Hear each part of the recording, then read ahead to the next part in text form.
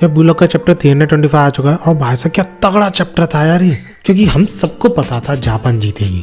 ये भी लगने लगा था कि नाइजीरिया टीम एक भी गोल नहीं कर पाएगी, लेकिन इसागी ने जो एंड में किया है ना, ये किसी ने भी एक्सपेक्ट नहीं किया था। लिटरली गेम खत्म होने में सिर्फ 1 मिनट बचा होता है, लेकिन बंदा गोल करने का डिसाइड करता है और एट द एंड कर भी देता है। और इसी चैप्टर में हमें हिंट भी दिया गया है कि इसागी चाहता तो पहले गोल कर सकता था। इनफैक्ट सबसे पहला गोल इसागी चाहता तो कर सकता था, लेकिन उसने ऐसा नहीं किया। अब इसके पीछे का रीजन क्या है और आखिर इसागी कितना ज्यादा इवॉल्व हो चुका है पहले से, ये सब कुछ डिटेल में डिस्कस करेंगे इस वीडियो में। So if you interested keep watching.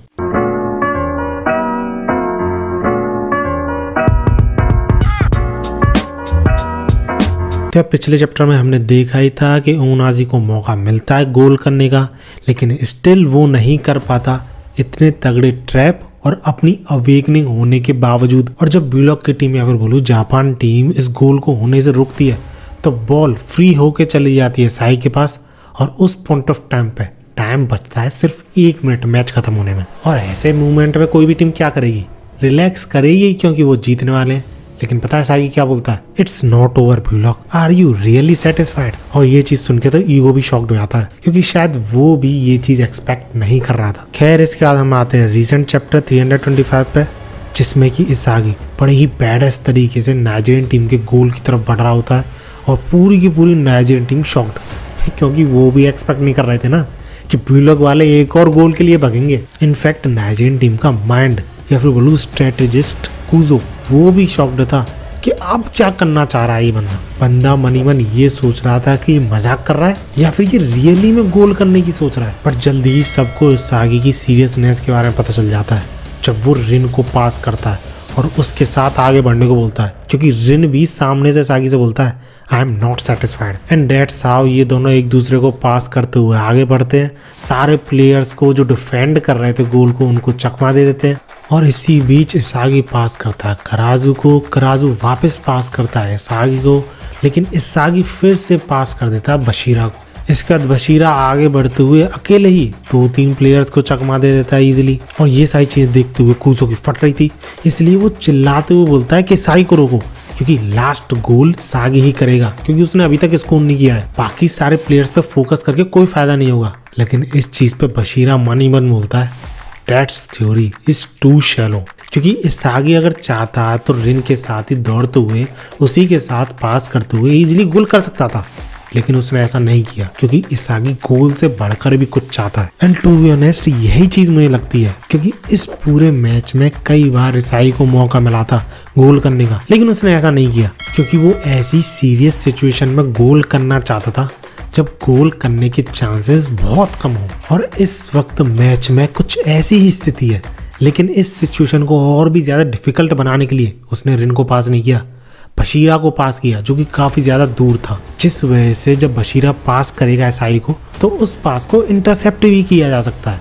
Chances हैं इस चीज के, लेकिन इन चांसेस के पता होने के बावजूद इसागी ऐसा करता है। क्यों? क्योंकि वो इवॉल्व करना चाहता था ओनाजी की प्ले को देखने के बाद, उसकी अवेकनिंग देखने के बाद। और अगर तुम सोच रहे हो कि इसागी ऐसा कैसे करेगा, तो लेट मी टेल यू, जब बशीरा पास करता है ना रिन और इसागी की तरफ, तो ये पास 2 प्लेयर्स को तो चकमा देता है, रिन को ये दोनों प्लेयर्स रोक लेते हैं और इसागी को रोकने पहुंचते हैं कुजो और ओनाजी, क्योंकि इन सबको पता था कि इसागी गोल करने वाला है, तो बेस्ट प्लेयर इसागी को ही रोकने जाते हैं। लेकिन इन लोगों को क्या पता था कि इसागी ऐसी ही तो सिचुएशन क्रिएट करना चाहता था। सब कुछ उसके प्लान के अकॉर्डिंग चल रहा था, क्योंकि बहुत कम टाइम में बेस्ट प्लेयर्स के अगेंस्ट में वो गोल करना चाहता था। और ऐसा ही वो करता है ओनाजी के ट्रैप से इंस्पायर होके, क्योंकि जैसे ही इसागी के पास बॉल आती है, बंदा ठीक ओनाजी की तरह पलटता है, इन दोनों को अपने हाथों से रोकता है। और जब ऐसा इसागी करता है तो ओनाजी समझ जाता है कि इसागी तो ठीक उसी की तरह कर रहा है। लेकिन डिफरेंस ये था कि जहाँ ओनाजी ने अपने कंधों का यूज किया था, वहीं इसागी अपने पैर का यूज करके बॉल को हवा में उड़ा के लाइक ओनाजी बड़े ही तगड़े तरीके से किक करता है। लेकिन जहां ओनाजी का गोल रोक दिया गया था, वहीं इसागी का गोल रियलिटी में हो जाता है। इस गोल को होने से रोकने वाला कोई भी नहीं था। अब ये सारी चीजें तो ठीक है, but I want to ask single question, ये क्या है? अब इस गोल को देखने के बाद सबसे पहले तो कुजो शॉक होता है, क्योंकि उसने बिल्कुल भी एक्सपेक्ट नहीं किया था कि इसागी ओनाजी की गोल से ही इंस्पायर होकर गोल कर देगा।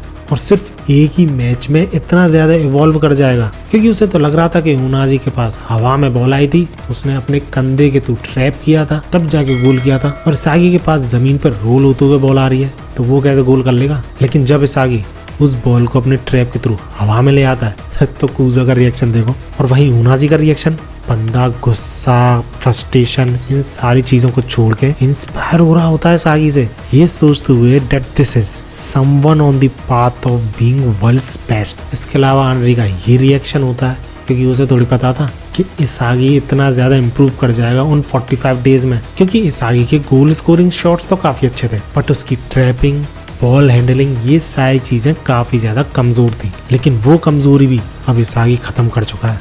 इसके अलावा ईगो का कुछ ऐसा रिएक्शन होता है जो कि हर बार गोल करते हुए अपने प्लेयर्स को देखता है और कुछ ना कुछ बड़बड़ाने लगता है। लेकिन इस बार बंदा स्पीचलेस था, क्योंकि इसागी के लिए अब जिम्पाची ईगो का सॉकर इनफ नहीं था। And that's how this match ends. Japan 4-0 के साथ जीत जाता है। अब ये मैच तो ऐसे ही निकल गया, एंड टू बी ऑनेस्ट मैंने शुरुआती चैप्टर्स में बोल दिया था कि ऐसा ही कुछ जाएगा, क्योंकि यहाँ पर इम्प्रूवमेंट्स दिखाई जाएंगी ब्लूलॉक प्लेयर्स की। असली स्ट्रगल तो अगले मैच में होगा जब इन सब प्लेयर्स का सामना होगा लोकी द वंडर किड से। और अगर तुम सोच रहे हो कि लोकी कितनी ज्यादा इंपॉर्टेंस रखता है तो तुम यही, और अगर तुम्हारे मन में क्वेश्चन आ रहा है कि लोकी कितना ही ज्यादा अच्छा प्लेयर होगा तो लेट मी टेल यू, लोकी ही सिंगल ऐसा प्लेयर है जिसको की खतरा मानता है नियोल नोआ अपने नंबर 1 स्पॉट के लिए, जबकि इस बंदे की एज इसागी के बराबर है, साइतोशी और शायद से काइजर से भी छोटा ही उम्र में। और ऐसी एज में बंदा न्यू जनरेशन वर्ल्ड 11 नहीं है, इन छोटे मोटे चिलगुजों के साथ नहीं खेल रहा है, बल्कि अपने से 5-6 साल बड़ी उम्र वाले प्लेयर्स के साथ कम्पीट करता है। इनफैक्ट कम्पीट क्या बोलोगे, उन सबसे बेहतर ही है, सिर्फ नियोल नोआ को छोड़ के। खैर तुम्हें ये चैप्टर कैसा लगा? मैं तो उसे 9 out of 10 दूंगा। तुम क्या रेट करना चाहोगे कमेंट जरूर बताना।